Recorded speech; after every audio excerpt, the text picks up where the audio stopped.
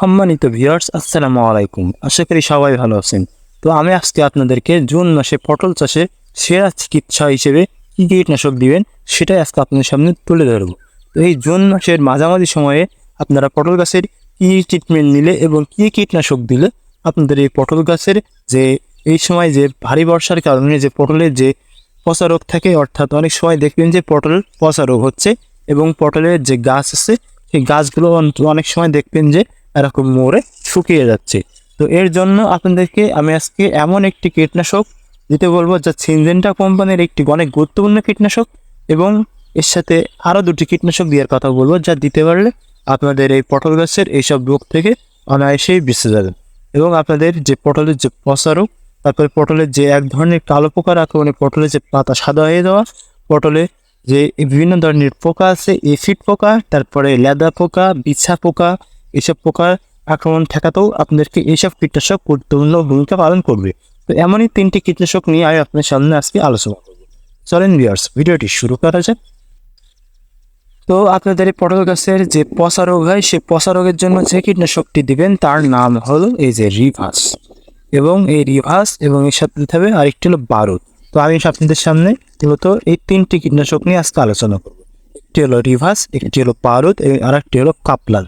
তো এই তিনটি কীটনাশকের কী কী উপকারিতা আছে এবং কি কি কাজে ব্যবহার করা হয় এই জুন মাসের মাঝামাঝি সময়ে, সেটাই আপনাদের সামনে আজকে তুলে দেব।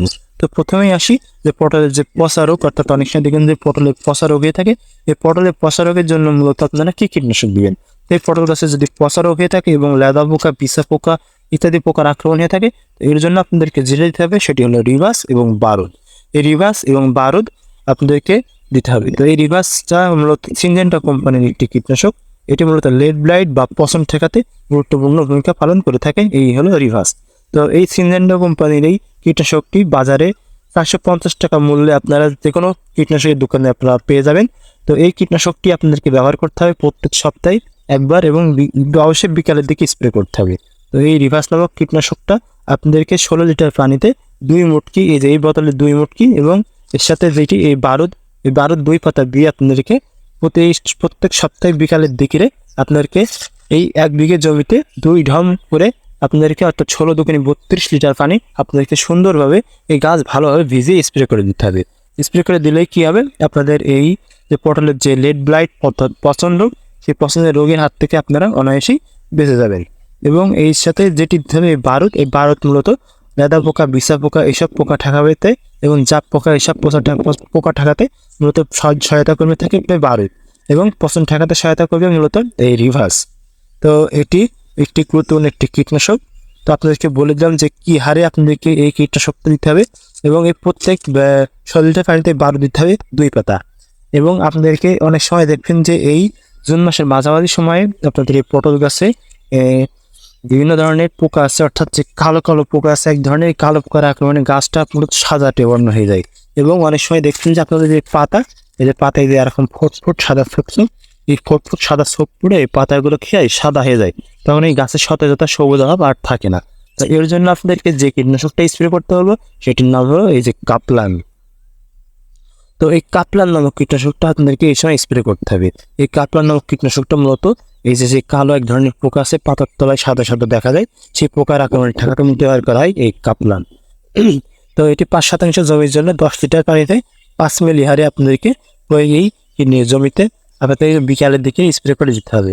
তো এটাও আপনারা সেম প্রসেস পদ্ধতিতে স্প্রে করবেন।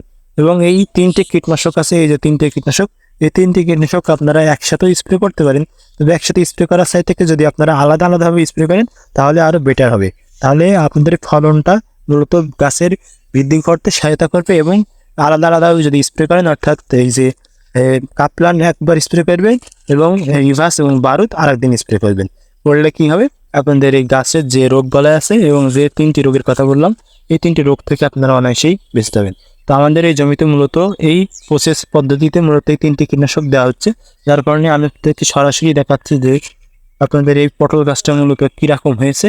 তো আমাদের পটল গাছগুলো দেখলে আপনারা বুঝতে পারবেন যে এই পটল গাছের এই ট্রিটমেন্ট করার কারণে মূলত কী পরিমাণ পটল গাছটা মূলত সবুজ হাত এখনও পণ্য ফিরে আসে, এবং পটল গাছে প্রচুর পরিমাণে ফুল ফুটছে, এবং পটলের এই যে জালু, এই জালু অনেক দাঁড়াচ্ছে।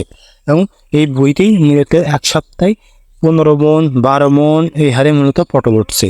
তো আপনারা যদি পটল এইভাবে যত্ন করেন তাহলে আপনারা প্রচুর পরিমাণে লাভবান হতে পারবেন। তো আপনাদের সামনে আজকে তুলে ধরলাম 3টি কীটনাশক নিয়ে আলোচনা করলাম যে কী এই 3টি কীটনাশকের উপকারিতা কী, কী কাজে দিতে হয় এবং কী পোকার আক্রমণ হলে এই 3টি কীটনাশক ব্যবহার করতে হয়। তো আজকের মতো আল্লাহ হাফেজ, দেখা হচ্ছে পরবর্তী কোনো ভিডিওয়। সেই থাকতে ভালো থাকুন, সুস্থ থাকুন, সুন্দর থাকুন। ধন্যবাদ সবাইকে।